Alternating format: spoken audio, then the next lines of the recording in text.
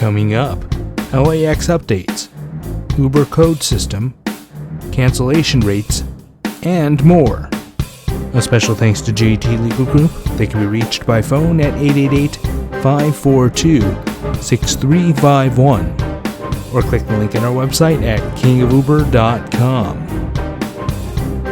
From Southern and Central California, you're listening to the King of Uber podcast. This is episode 83. And here he is, the King of Uber, Johnny. Hello, Dolphy. Hello, Lonnie Cage. Hello. Hi. Hi, What's everyone. going on, guys? Good. Happy holidays. Is it? Is it really? Is it? I don't know. Are you happy? No. You should be happy. Okay, I'll tell you why I'm not very happy. It's been like 18, 19 days since I've been married, and I've seen Joan once. Oh, no. She ran off. I'm just kidding. Runaway bride. Hi, Joan. No, she drives. She doesn't run. Drive-away bride.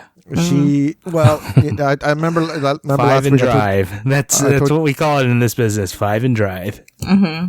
5 and drive? What do you give a high five and then drive away? No, wait 5 minutes and then... Oh. Wow. That's what I was going to say. Anyway, yeah, so, she got snowed in up in the mountains. We're actually moving this Saturday, Sunday.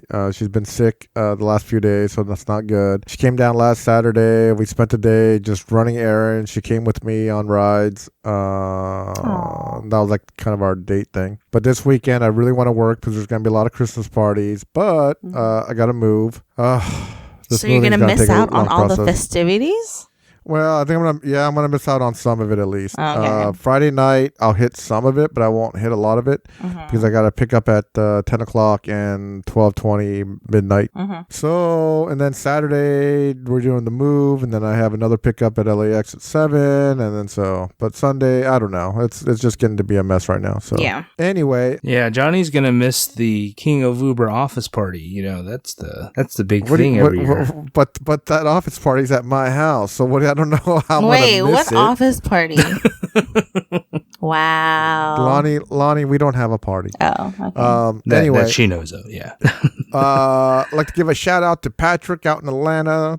Thanks for your message on Facebook. Appreciate you listening to us out there. Keep up the good work. Be safe. Guys, for all you regular listeners and longtime friends of mine, please help out with the Kingsgiving. Not getting enough donations. I've already given away 20 bags. We got 80 more. I need money to make children's school happy. We're buying a bunch of supplies. Talking to you, Debbie Mayfield, John Marquez, Conrad, and whoever, all the other people, John Naminsky, all you other people that, please donate. Even $10-$20 is much appreciated. You could Venmo me at GYOPO777, or you could send it through Facebook. If you go on to Messenger, you could click a friend's name. You could scroll down. You could send or receive payments through Facebook. Please help me out. I want to make this a good Christmas, good holiday. Shout out to JT for buying us the school bags. They're really pretty. They're red and blue. If you look on our Facebook page, if you go to announcements, it's on there. You can see the pictures of them. What else?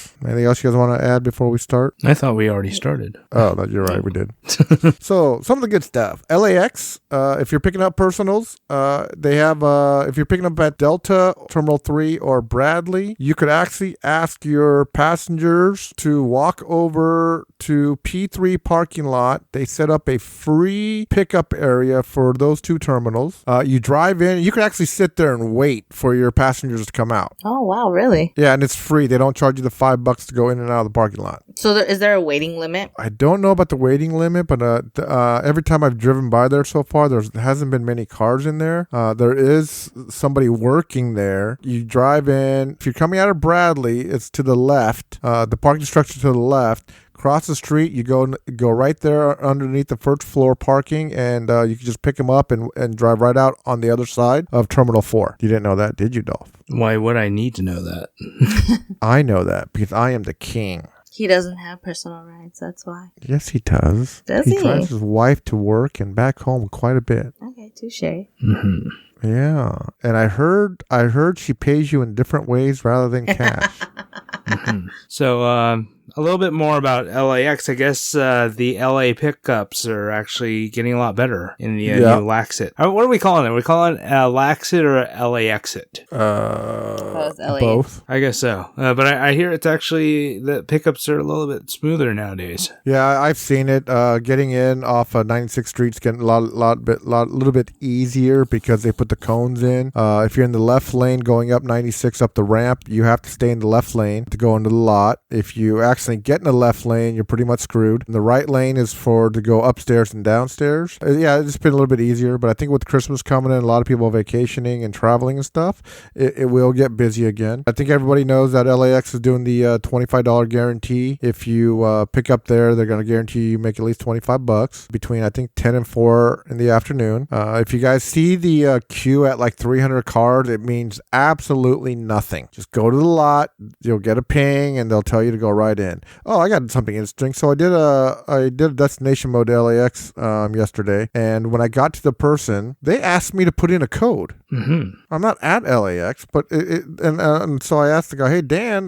did Uber give you a code?" And he goes, "No, I didn't get anything." So I looked on his map, on his app, and it still showed me 3 minutes out, and I'm sitting right next to him. Weird. Yeah, and then finally, connection got through. I think it's because I was up in Turtle Rock area where the phone connection is not that great, and then he gave him a code. I punched it in, and then we took off and went. I've been noticing that. I actually did that in LA probably about a couple months ago, where I picked someone up in the mountains of LA, and there's no reception in like Hollywood Hills. So I had actually picked them up. Miraculously, I found them. But when I got to reception, it wanted me to ask the passenger for a code. We sent the passenger a code to the passenger, and they wanted me to enter the code to continue the ride. Because on his app, I think because on his app, they wanted to make sure that I was there and not just starting the ride. Mm-hmm. So I think it's another safety measure that Uber put in. Yeah. So that was kind of interesting. So it might happen to other people. So yeah, that was kind of nice, I guess. I made then if you put the code in, then you could verify that you did pick up the right person and you're going to the right destination. Yeah. So then the passenger can't dispute it. So that's kind of good on our end. Mm-hmm. Mm-hmm. So events coming up. Let's see. We still got the Laker games, Clipper games, Kings games, Ducks games. Starting next Wednesday, we have the Newport Beach Boat Parade that goes from Wednesday till Sunday. It should be very busy at night. Those are good things. Oh, so I guess some of the people are getting the notion about where the rides are going. Oh, yeah, yes. What's that about? Yeah. Well, it's about you get a ping and it tells you how much you're going to make, how long the ride's going to take, and the address of where it's going. So they have not put that on my app yet because my cancellation rate's at 11%. Oh.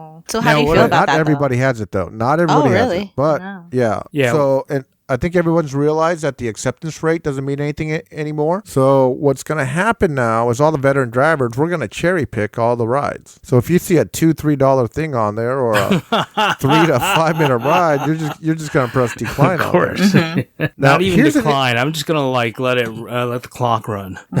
So now here's an interesting thought about that. Somebody asked me, well, do you think if drivers keep on declining these rides, will it make it surge? Dolph, what's your take on that? In theory, it should. Yes. But we know that Uber is probably not going to do that. Well, let's see. I think us drivers will figure out a way to make it surge again. Well, I mean, the thing is that massa, or they're pretty much trying to get people to I don't know. It's like pick up those $2-3 rides, and it's like no. And honestly, I know I won't. I know you won't. Well, someone out there is going to. Right now, until I get my cancellation rate down to 4%, I'm going to be picking up those rides. Oh, you are you? Well, I have no choice. I don't know where the rides are going. Wait, hold on. Whore. Wow. He's been waiting to say that to you for the longest time. You said it wrong. You need to call me a king whore. Oh, yes. Not ping whore. King whore. That's me. Wow.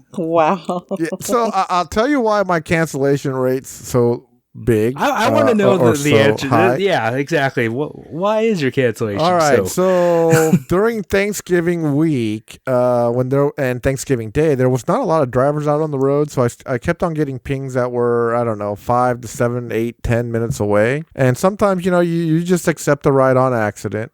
And I accepted it, and then I saw the name. I didn't like the name, and so I ended up canceling it. So I won't go further.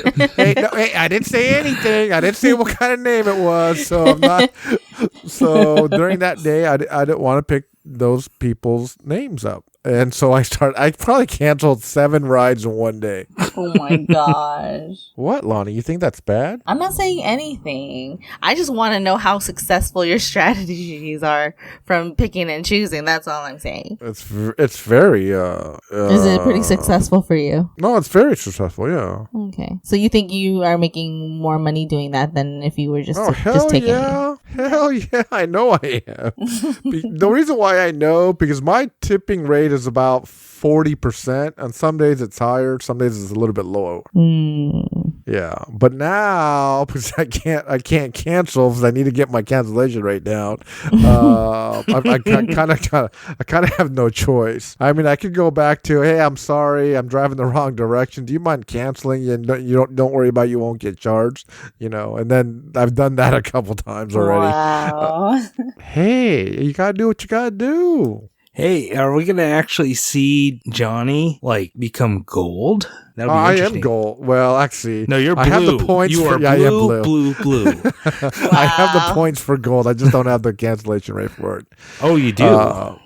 Yeah. Golf is so technical. I know. And I think LA drivers, since you're technically still an LA driver, you need to have more points than us Orange County drivers. Let's see. For gold, we need 600. What do you guys got? I only need 3. Oh, okay. So that's a big difference. For I believe it's platinum is next. You need 1,200. Ours are in 600 increments. So and then for diamond, I guess is the highest. It's 1,800 or more. But I am not going to be hitting 1,800 anytime soon. So gold is 300, platinum 600, diamonds 1,200 for us. Wow, so it's like double in LA. Well, but we do get more rides in LA, but I'm not really in LA, so right. So you have to keep up. You have to keep up a 4.85 rating and less than 4% cancellation rate. Oh, it's 4.85. Yeah. Yeah, I thought it was like 4.9, but okay.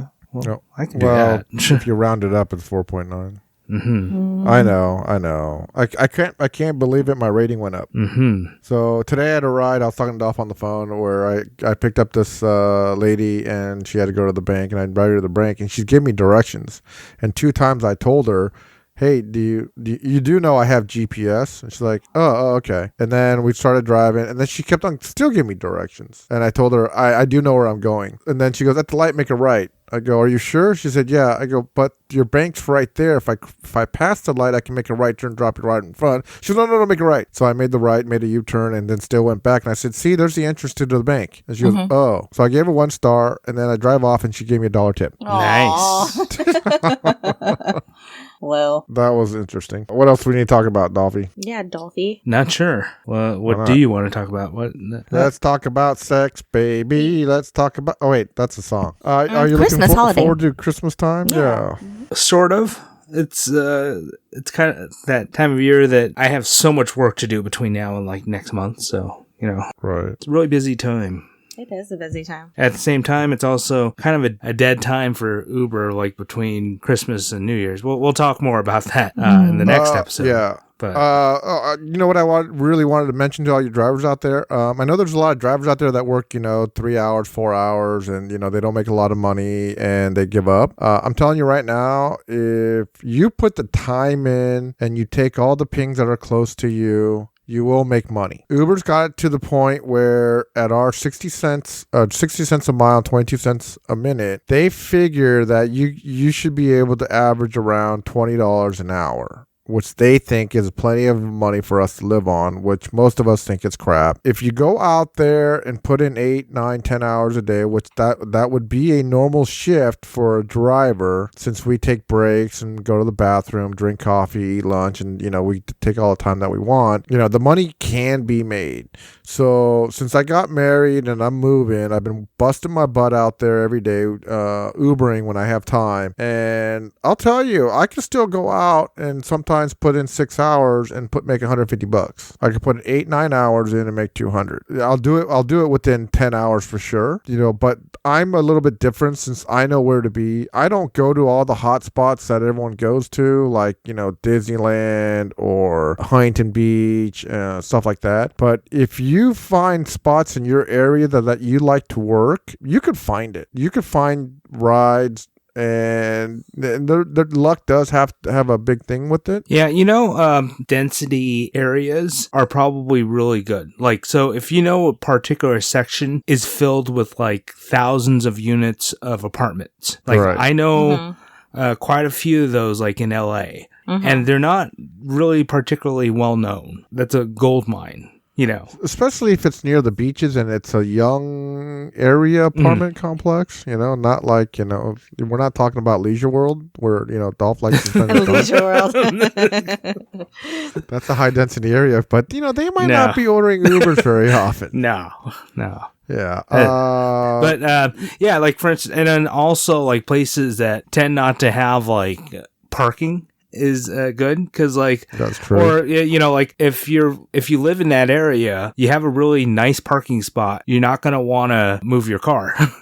So right. And if you're just going out for like a quick errand or something. I know the university areas are popular for rides. I don't like UCI per se, just because I believe the traffic in Irvine just really blows. I don't care that they're not going very far. I care about the traffic and the time that it takes to do all those rides. And those rides are so annoying. They are. And the speed bumps at UCI, oh my God, they're just horrible. And then if you work South Orange County, that's a different game down there, because like, how do you feel about it? Let's see, how do I feel about it? Yeah, like South County. I know you said before that you kind of try to avoid South County. Why is that? Well, I don't avoid South County. I actually like South County, but the only thing I don't like about South County is that it's the long pickups and all the hills and stuff like that. It just takes a toll on my car. Okay. So that's the part that I don't like, if you know what I mean. Got it. Oh yeah, because like those hills are pretty much like killing your gas efficiency, especially if you have a Prius. And I have a Prius. My previous Prius, I had problems like driving those hills. It's like pretty much my car was like doing the I think I can, and then it roll backwards. But did you not put it on the power mode? No. Well, why would I do that? The power mode works great, man, for the hills. I got another interesting one. So, what I've kind of noticed this time of season, you can really rake in the tips, and simple conversation. This is if your passengers are pretty talkative or they want to talk to you. But questions like to lead them into talking. How you doing? Have any plans for the holidays? If they start talking, usually by the end of the ride, say happy holidays. I usually see that more likely than not, they'll give you a tip, even if it's like a $1 or $2, and those definitely add up. Yeah, that only works on white people.